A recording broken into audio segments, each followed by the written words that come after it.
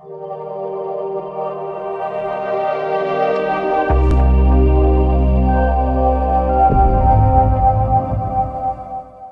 दोस्तों, welcome in discover Rajasthan. Keep discover keep learn. आज की दोस्तों क्लास हमारी रहने वाली है राजस्थानी साहित्य है, जो आपके सिलेबस में दे रखा है कुछ इस प्रकार से। लास्ट क्लास में पहले अपने बात कर लेते हैं। हमने दोस्तों क्या किया था, जो राजस्थान की भाषाएं और बोलियां हैं ना, उनके बारे में पढ़ा था। और बिल्कुल इसी से ही टच में एक टॉपिक आता है राजस्थानी साहित्य। मेन इसमें जो आपके क्वेश्चन आते हैं ना, वो आपको बता दूँ मैं पहले ही। जो भी रचनाएँ होती हैं मुख्य, ठीक है, उनसे रिलेटेड आते हैं। और मैक्सिमम मैंने यहाँ पे लिखी थी, बहुत सारी रचनाएं हैं आपकी।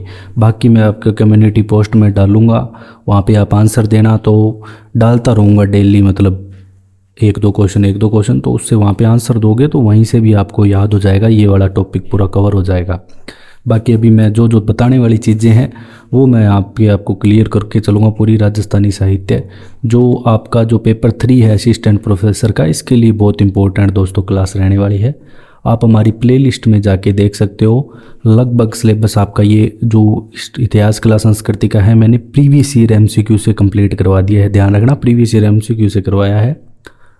और इसके बाद अपने भूगोल करेंगे राजस्थान की, तो सेम ऐसे ही करेंगे, प्रीवियस ईयर क्वेश्चन लेके। नया जो पैटर्न है उसका टेंशन नहीं लेना है, अभी आपका जो चल रहा है वही पढ़ो। बाकी ज़रूरी नहीं वो ज़िले का ही पूछे, डायरेक्ट आपसे लोकेशन पूछ सकता है, स्थान पूछ सकता है, गांव का नाम पूछ सकता है।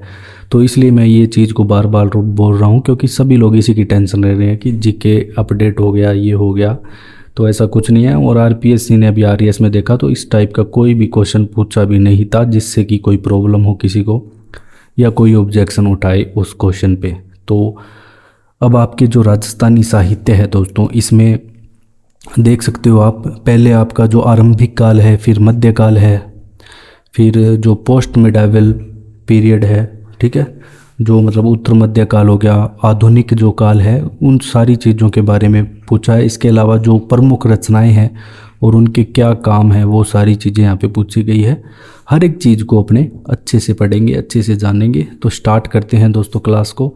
देखो, राजस्थानी साहित्य बता दिया था मैंने पहले, डिंगल पिंगल जैसे अलग अलग यहाँ पे शैलियाँ थी। काव्य शैली बोलते हैं डिंगल और पिंगल को। डिंगल जो पश्चिमी साइड की थी और पिंगल पूर्वी साइड की थी। और जो डिंगल आती है वो आपके दोस्तों मुख्य चारणों ने लिखी थी, डिंगल शैली में जो भी सारी चीज़ें थी। और पिंगल यहाँ पे भाटों के द्वारा। और डिंगल के अंदर जो गुजरी अपभ्रंश वो आता है, और पिंगल के अंदर दोस्तों शोरसेनी अपभ्रंश आता है। लास्ट क्लास में ये चीज़ें हमने क्लियर की थी। अभी अब मैं आपको बताऊंगा जो आदिकाल है। अब इसमें आपके क्वेश्चन यही बन सकता है कि इसमें क्या मतलब विशेषता थी इसकी। अब सबसे पहले तो ये याद रखना है कि जो आदिकाल 8वीं सदी से 1460 ईस्वी तक का समय है दोस्तों, ये राजस्थानी साहित्य का आदिकाल कहलाता है। ये भी आपसे पूछा जा सकता है, ठीक है। तो ये इम्पोर्टेंट हो जाता है ये वाला पॉइंट। सिर्फ इम्पोर्टेंट चीज़ें मैंने आपके लिए यहाँ पे रखी है। प्रारंभिक काल के साहित्य को वीर गाथा काल कहा जाता था, ठीक है। वीर गाथा काल कहा जाता है। जो आदिकाल का आपका साहित्य है इस टाइम पे जो लिखे गए, ठीक है, उसे वीर गाथा काल के रूप में लिखा गया। मान लो जैसे कुवल्य मादला आती है, ये उद्योतन सूरी की, ठीक है, जो 18 देशी भाषाओं में होती है। और जो माघ कवि आते हैं, ठीक है, ये भीनमाल के होते हैं। ध्यान रखना, ये भी पूछ सकता है कहाँ के, भीनमाल के, जिसे पहले श्रीमाल बोला जाता था भीनमाल को। तो भीनमाल के हैं महाकवि माघ शिशुपाल वदम, इनके द्वारा लिखी गई। फिर इसके बाद दोस्तों क्या है कि संस्कृत में लिखे जाते थे 8वीं सदी के। फिर वहाँ पे अपभ्रंश होना चालू हो गया। 11वीं से 14वीं सदी में राजस्थानी ब्रज भाषा शैली है ये स्टार्ट हो गई थी धीरे धीरे। मतलब जो राजस्थानी मैंने आपको बताया था पूर्णतः यहाँ पे 7वीं सदी में विकसित हो गई थी लास्ट लेक्चर में। फिर इसके बाद दोस्तों आपका आता है पूर्व मध्यकाल। इसमें जो 1460 से 1700 का समय है ये कहलाता है। इसमें श्रृंगार व भक्ति, इसके अलावा पुरुषों की जो कीर्ति गाथा है उनके बारे में दोस्तों यहाँ पे प्रमुख जो सब्जेक्ट है या विषय कह सकते हैं। देखो इस समय में है ना भक्ति वगैरह भी चालू हो गया था। मुख्य संत जैसे जाम्बू जी हो गए, ठीक है, दादू दयाल हो गए। फिर प्रमुख रचनाकार की बात करते हैं दोस्तों। अब यहाँ पे पूर्व मध्य काल में जैसे आपकी बात करें तो पृथ्वीराज राठौड़ द्वारा लिखित वेरली कृष्ण रुक्मणी आ गया, ठीक है। ये पृथ्वीराज राठौड़ बीकानेर के शासक हैं जिन्हें पित्थल के नाम से भी जाना जाता था। किस नाम से, पित्थल के नाम से भी।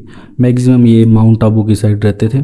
अब अपने बात करते हैं कल्लोल। तो ये सारे डोला मारू राधुआ जो कल्लोल का है, मंडन के द्वारा, जैसे रूप मंडन इसने लिखी, ठीक है, रूप मंडन, वास्तु मंडन। तो मेन यही पूछेगा कि ये किसके द्वारा लिखे गए, तो ये सारी मंडन के द्वारा लिखी गई। इसके अलावा महाराणा प्रताप के समय का आता है चक्रपाणी मिश्र, इसके द्वारा 4 रचनाएं की गई, विश्व वल्लभ, मुहूर्तमाला, ठीक है, व्यवहारादर्श और राज्याभिषेक। ये महाराणा प्रताप के समय का था चक्रपाणी मिश्र। तो ये सारी रचनाएं आपकी किसकी आती है दोस्तों, पूर्व मध्यकाल की रचनाएं आती है। फिर अपने उत्तर मध्यकाल की, अभी रचनाएं आपकी ये वाली नहीं याद करनी है, आपको चारण जैन वो पढ़ाऊंगा ना, तो उसमें डिफरेंस वाली याद करनी है। फिर उत्तर मध्यकाल की बात करें तो 1700 लेकर 19वीं सदी तक का समय उत्तर मध्यकाल कहलाता है। इस काल में डिंगल के साथ साथ दोस्तों पिंगल में भी उच्च कोटि के ग्रंथ यहाँ पे लिखे गए। वीरता, श्रृंगार, भक्ति, ये सारे इसके प्रमुख विषय थे जिन विषयों पे यहाँ पे लिखे गई जो भी रचना थी।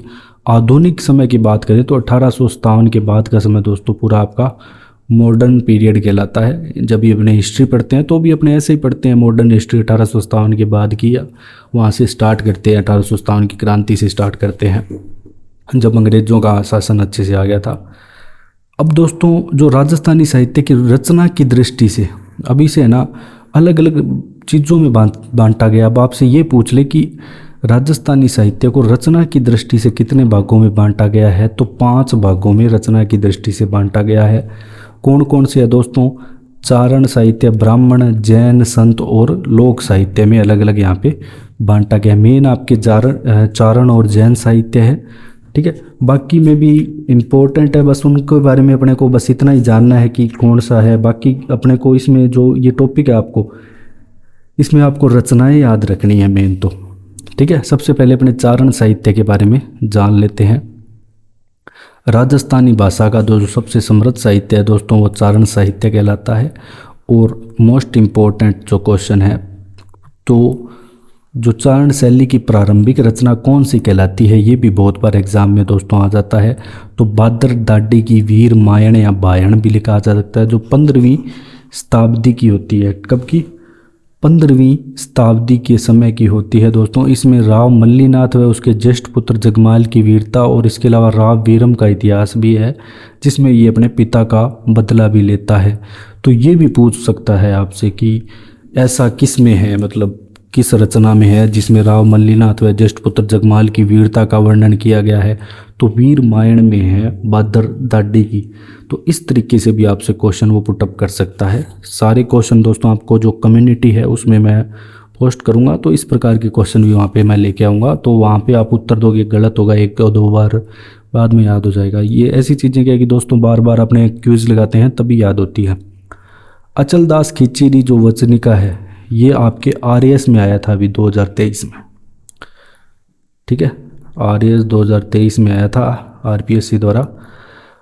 अचल दास खिचड़ी वचनिका पूछी गई थी, तो गार्डन शिवदास के द्वारा। अब इसमें दोस्तों और क्या पूछा जा सकता है आपसे, अब इसमें किस चीज़ के बारे में, गागरोन के शासक अचल दास खिची और मांडू के शासक वो शंग शाह के युद्ध का वर्णन है, तो ये पूछा जा सकता है आप में। यहाँ पे जोर भी हुआ था, रानियों के द्वारा किया गया था। इसके अलावा दोस्तों जो आपके जालोर के चौहान है कान्नड़ देव प्रबंध, ठीक है, जो कि पद्मनाथ, ये रचनाकर है, ध्यान रखना, इधर इस साइड लिखे हैं मैंने, रचनाकर लिखे हैं, और ये कान्नड़ देव प्रबंध रचना है जो कि 15वीं शताब्दी के समय की है, जिसमें अलाउद्दीन खिलजी और इनके मध्य युद्धों का वर्णन है कान्नड़ देव के मध्य, ठीक है। तो ये सारी चीज़ें चारण साहित्य है, तो ये चारण साहित्य की रचनाएं हैं। तो ये भी पूछ सकता है कि कान्नड़ देव प्रबंध हो गया, अचल दास खिचड़ी वचनिका हो गया, ये किस साहित्य से संबंधित है, तो चारण साहित्य से संबंधित है। इसके अलावा दोस्तों जो पृथ्वीराज चौहान तृतीय आते हैं तराइन के युद्ध के समय, चंद्र बरदई द्वारा रचित पृथ्वीराज रासो, ठीक है।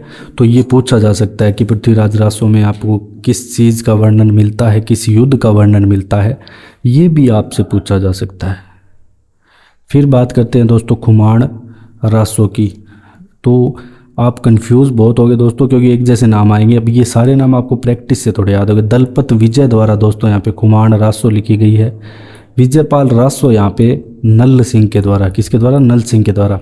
अब जो रासो है ना दोस्तों, इसका मतलब क्या होता है, इसका मतलब होता है कि जो भी किसी की वीरता का वर्णन होता है ना वो रासों में ही होता है। जब भी कोई पर्सन की वीरता का वर्णन होगा, ठीक है, उसकी, तो वो रासो साहित्य में ही होगा। 16वीं शताब्दी में दुर्सा आड्डा प्रमुख कवि आते हैं रचनाकर। फिर 17वीं शताब्दी में दोस्तों जो मुहनोत नैणसी आता है, जो लिखता है मारवाड़ रे परगनारी विगत और नैणसी री ख्याद। तो ये इंपॉर्टेंट है, बार बार पूछे जाते हैं आपसे एग्जाम में कि मुहनोत नैणसी द्वारा जो लिखित कौन कौन से हैं, मारवाड़ रे परगनारी विगत और नैणसी री। नेक्स्ट चलते हैं दोस्तों वंश भास्कर जो कि और वीर सत्सई, ये भी आपके बार बार एग्जाम में पूछी जाती है, जो सूर्यमल विसरण की रचना है। और एक चीज़ और पूछी जाती है इनके बारे में, ये बूंदी के थे, ठीक है, बूंदी के कवि थे, रचनाकर थे, ये कवि थे कह सकते हैं। वंश भास्कर और वीर सत्सई दोनों सूर्यमल मिश्रा की रचना है, सूर्यमल मिश्रण की। चेतावनीरा चुंगटिया बात करें तो केसरी सिंह बाराहट, चेतावनीरा चुंगटिया केसरी सिंह बाराहट, जब मेवाड़ के राणा दोस्तों दिल्ली दरबार में जाते हैं अंग्रेज़ों के वहाँ, तब क्या है कि यहाँ पे ये केसरी सिंह बाराहट भेजते हैं चेतावनीरा चुंगटिया फतेह सिंह को। तो वो वहाँ तक पहुँच तो जाते हैं लेकिन अंदर दरबार में नहीं जाते हैं। इसके अलावा दोस्तों अगर अपने नेक्स्ट चले तो अब जैन शैली आ जाती है। अब चारण शैली के हमने जान लिए, तो चारण शैली में आपसे ये पूछा जा सकता है कि जो वंश भास्कर, वीर ससरी, चेतावनीरा चुंगटिया हो गया, पृथ्वीराज रासो, कुमार रासो, विजयपाल रासो हो गए, ये किस शैली के हैं? तो चारण शैली से संबंधित है। अब जैन शैली की बात करेंगे। अब इसमें दो भी जो कवि आएंगे ना दोस्तों, उनके पीछे सूरी लगा होगा, तो थोड़ा आप क्वेश्चन के आंसर तक पहुंच सकते हो। हरिभद्र सूरी होगा, उद्योतन सूरी होगा, ये सारी जैन शैली साहित्य से आ जाता है, ठीक है। तो ये सारी चीज़ें किस में आ जाती है? जो जैन साहित्य है इसमें आ जाता है। अलग अलग जैसे मेन थोड़े भक्ति से रिलेटेड, धर्म से रिलेटेड यहाँ पे लिखना स्टार्ट हो गया था। तो दुर्ताख्यान ये तो रचना है इस साइड लिखी हुई, और इधर साइड जो दोस्तों लिखे हुए हैं ये रचनाकर के नाम है। यहाँ पे दोस्तों जो दुर्ताख्यान हो गया, नेमी नाह चरित हो गया, ये दोनों हरिभद्र सूरी के द्वारा लिखे गए हैं। कुवल्यमाला दोस्तों आपका बार बार एग्जाम में पूछा जाता है, तो ये जैन साहित्य से संबंधित है। ये भी आपके एग्जाम में आ चुका है कि किस साहित्य से संबंधित है, जैन साहित्य से। ये एग्जाम में आ चुका है आपके, इसलिए आप इसको अच्छे से करके जाएं। उपमिति भव प्रपंचा, ये सिद्ध ऋषि द्वारा लिखा गया है, ये भी आपके जैन साहित्य में आता है। इसके अलावा जैन साहित्य के अन्य जो रचनाएँ हैं, सचिरियु महावीर प्रसाद उत्साह धन पाल के द्वारा, अष्टक प्रकरण और चैतन्य वंदक जिनेश्वर सूरी के द्वारा, ठीक है। तो ये ध्यान नाम से अष्टक और चैतन्य जिनेश्वर और दुर्ताख्यान हरिभद्र से संबंधित है। कुवल्यमाला आपको याद ही होगा, फेमस है उद्योतन सूरी से। तो अष्टक और चैतन्य जिनेश्वर सूरी और हेमचंद्र सूरी के लिए आ जाएगा देसी नाम माला और शब्दानुशासन, ये हेमचंद्र सूरी की रचना आ जाएगी। तो लास्ट वाला मत याद रखना इसके लिए, मतलब ये जरूर याद रखना कि जहाँ पे सूरी पीछे लगा होगा तो वो लगभग रचनाएं आपके जैन साहित्य से संबंधित होगी। लेकिन अगर क्वेश्चन ऐसे पूछा गया कि देसी नाम माला या शब्दानुशासन किसकी रचना है, तो हेमचंद्र सूरी की, तो हेमचंद्र का नाम आपके माइंड में होना चाहिए, ठीक है। स्थूलीभद्र रास आ गया, कवि धर्म द्वारा लिखित। चंदनबाला रास दोस्तों कवि आसीगु द्वारा। रेवतगिरी रास विजय सेन सूरी, तो रेवतगिरी विजय सेन, ठीक है। सुमित गणी यहाँ पे नेमिनाथ रास, तो यहाँ पे मैंने ये रचना इस साइड लिख दी इसमें। तो ये जो नेमिनाथ रास है ये सुमति गणी के द्वारा लिखा गया है। मल्य सुंदरी कथा पृथ्वीराज वागविलास, ये माणिक्य सुंदर, ठीक है। मल्य माणिक्य आराम से कनेक्ट कर सकते हो, माणिक्य सुंदर सूरी के द्वारा।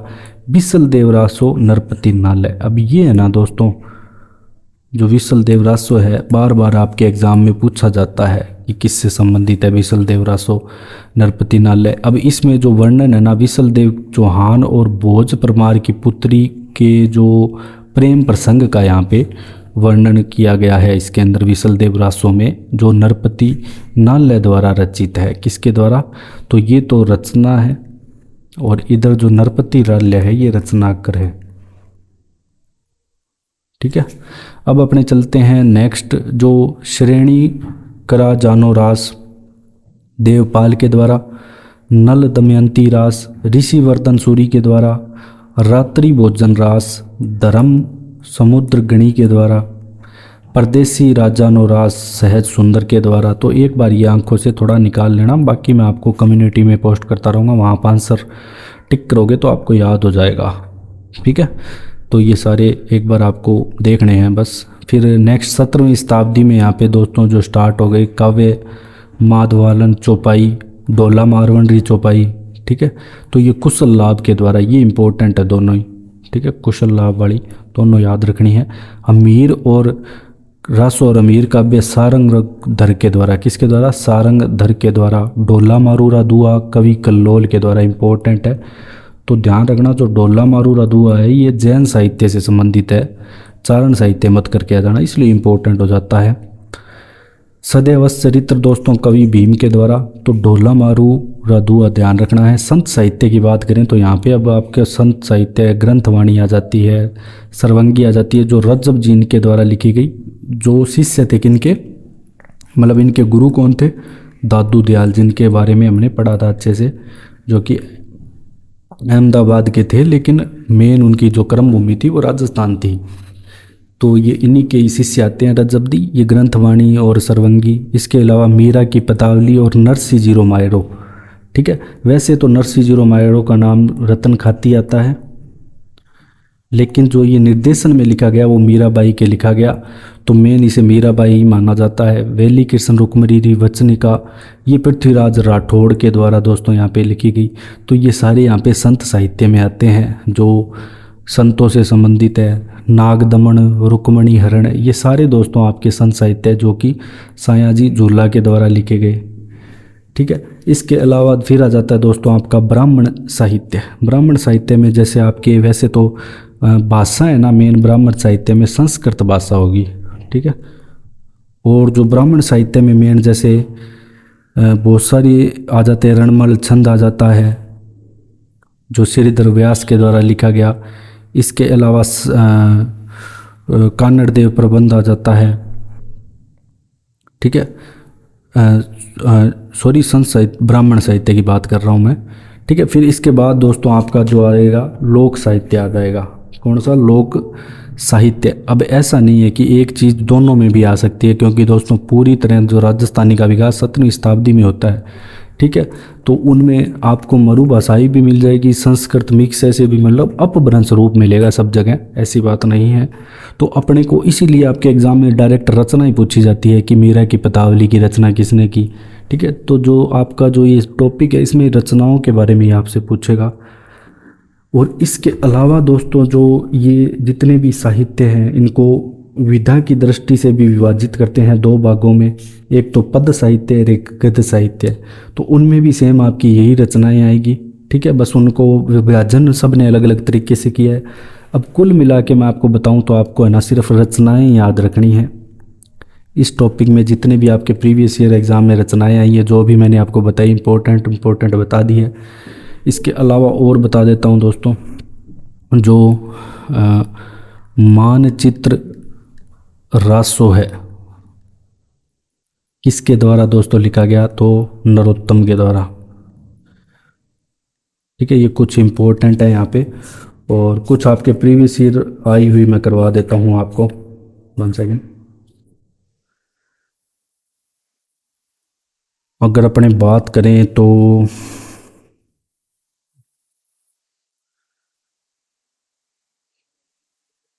ठीक है, अब ऐसे तो बहुत सारी रचनाएं आती हैं, तो पहले अपने स्टार्ट कर लेते हैं 2-3।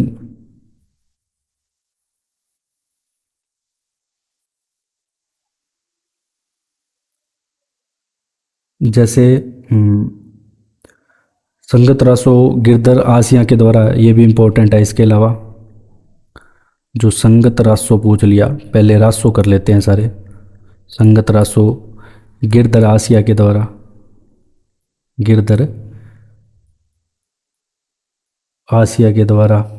ठीक है, और इसमें डिंगल भाषा राणा प्रताप के छोटे भाई शक्ति सिंह का वर्णन यहाँ पे किया गया है, तो ये भी आप याद रख सकते हो। ठीक है, और जो मानचित्र रासो है, इसमें राजा मान सिंह प्रथम के जीवन कार्यों पे प्रकाश डाला गया है मानचित्र रासो में। तो ये एक्स्ट्रा फैक्ट भी आप याद रख सकते हो। इसके अलावा दोस्तों विजयपाल रासो हमने बात करी ली, नल सिंह, ठीक है। और अमीर काव्य सारंगधर के द्वारा। अब अपने थोड़ी वचनिका जो वैली साहित्य है वो देख लेते हैं। एक राव जैत सिरो छंद याद रखना, बिट्ठू सूजा के द्वारा, राव जैत सिरो छंद, ये दोस्तों आपके बिट्ठू सूजा के द्वारा, इसके द्वारा बिट्ठू सूजा द्वारा लिखा गया है, रचना की गई है। इसमें बीकानेर के नरेश जो राव जैसी के मध्य और कामरान के मध्य, ठीक है, कामरान और बीकानेर के मध्य, बीकानेर का शासक जो राव जैसी है, इनके मध्य जो युद्ध का वर्णन मिलता है जिसमें राव जैसी की विजय हुई थी राव जयसिरो छंद में। तो ये भी आपसे पूछा जा सकता है। फिर कानड़ देव प्रबंध की हम बात कर ही चुके हैं दोस्तों। फिर सूरज प्रकाश आता है एक, पहले भी अपने देख चुके हैं क्वेश्चन में, सूरज प्रकाश। तो सूरज प्रकाश लिखा गया है कर्णिदान के द्वारा। किसके द्वारा? कर्णिदान, जो कि जोधपुर के अभय सिंह राठौड़ का इतिहास है। तो जोधपुर के शासक है या मारवाड़ के शासक अपने कह सकते हैं, अभय सिंह का इतिहास दोस्तों यहाँ पे मिल जाएगा। अभय सिंह का इतिहास इसमें मिल जाएगा मुख्य रूप से। फिर अपने अगर दोस्तों बात करें नेक्स्ट, वंश भास्कर हमने जान ही लिया, ठीक है, जिसमें राजपूताना का पूरा इतिहास और बूंदी का विशेष ज्ञान, मेन बूंदी का इतिहास आपको वहाँ पे मिलेगा। फिर आता है हमीर रायण। हमीर रायण, ये हमीर के नाम से बहुत है, कंफ्यूज नहीं होना इनमें। हमीर रायण के रचनाकार है भांडव व्यास। भांडव व्यास इनके रचनाकार हैं, ठीक है। रणथंबोर के चौहान, विशेषकर हमीरदेव चौहान का वर्णन है। रणथंबोर के हमीरदेव चौहान का वर्णन, चौहान का वर्णन, ठीक है, जो अलाउद्दीन खिलजी ने यहाँ पे आक्रमण किया था 1301 ईस्वी में। अब अपने बात कर लेते हैं नेक्स्ट, वीर विनोद श्यामल दास के द्वारा, जिसमें मेवाड़ के गुहिलों का इतिहास है। वीर विनोद किसके द्वारा लिखी गई? श्यामल दास, श्यामल दास के द्वारा, जिसमें गुहिल वंश का इतिहास है, मेवाड़ का इतिहास कह सकते हैं, गुहिल वंश का इतिहास।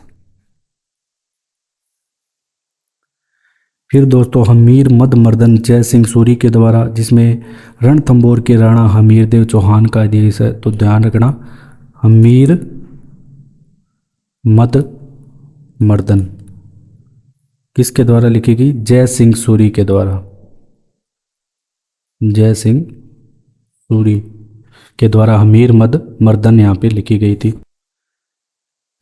इसके अलावा दोस्तों नेक्स्ट अपने देख लेते हैं, वीर रामायण हमने देख ही लिया। मेन जो अपने रचनाएं हैं वो कर चुके हैं। बाकी दोस्तों जो बची हुई है जितनी भी, बाकी थोड़ी बहुत ही है, इतनी ज़्यादा नहीं है। मेन आपको मैंने बता दी, बाकी इन चीज़ों का कोई अंत तो है नहीं, बहुत सारी हैं ये रचनाएं, तो जितनी पढ़ोगे उतनी कम है। तो अगर आपको दोस्तों हमारी क्लास अच्छी लगी है तो आप हमें ज़्यादा से ज़्यादा शेयर करें, सब्सक्राइब करें। ऐसे ही हम आपके लिए आरपीएससी के और प्रीवियस ईयर क्वेश्चन लेके आएंगे दोस्तों, ठीक है। इसमें मैंने आपको थोड़ा सा डिटेल से बताया है, क्योंकि क्वेश्चन वो सिर्फ रचनाओं के आते हैं, इसलिए मैंने आपको थोड़ा यहाँ पे थ्योरेटिकल बताया है, वो एमसीक्यू नहीं लेके आया। बाकी आप प्लेलिस्ट में जाओगे तो पहले आपको वहाँ पे जितने भी सारे हैं एमसीक्यू ही मिलेंगे। So thanks for joining discover Rajasthan.